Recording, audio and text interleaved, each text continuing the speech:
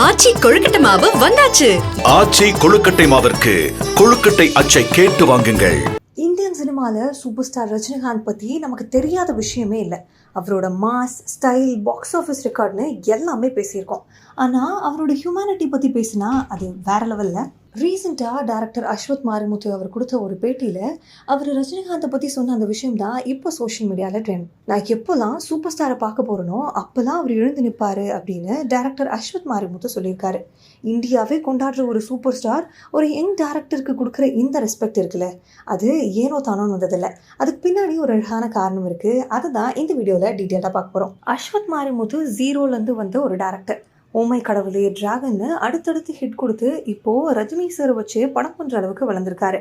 Rajini sir படத்தை first time டைரக்டாக பண்ணுற ஆப்பர்ச்சுனிட்டி கிடைச்சதுக்கு அப்புறமா அவரை மீட் பண்ண போகிறப்ப தான் இந்த இன்சிடென்ட் நடந்திருக்கு. அஸ்வத் மாரிமுத்து ரூம்குள்ளே நுழையும் போது சூப்பர் ஸ்டார் அவர்கள் சேர்லேருந்து எழுந்து நின்று அவரை வெல்கம் பண்ணாராம்.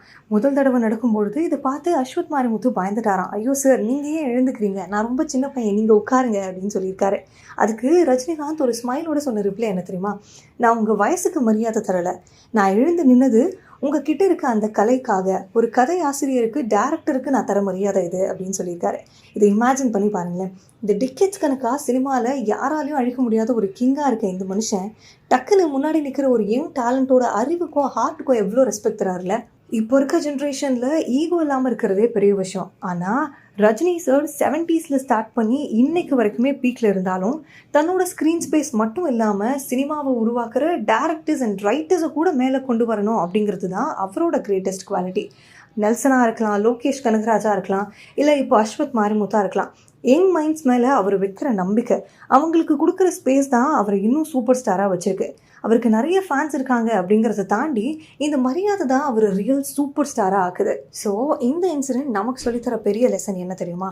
சக்ஸஸ் வந்துச்சுன்னு ஈகோ வளர்த்துக்காம ஆர்ட்டும் டேலண்ட்டும் யார்கிட்ட இருந்தாலும் ரெஸ்பெக்ட் பண்ண கற்றுக்கணும். ரஜினி சார் கிட்ட இருந்து நடை, உடை, பாவனை மட்டும் இல்லாமல் இந்த மாதிரி ஹியூமனிட்டியும் சேர்த்து தான் நம்ம கற்றுக்கணும். ஸோ ரஜினி சாரோட இந்த ஹம்பிள் கெஸ்டர் பற்றி நீங்கள் என்ன நினைக்கிறீங்க அப்படிங்கிறத மறக்காமல் கமெண்ட் செக்ஷனில் சொல்லிட்டு போங்க.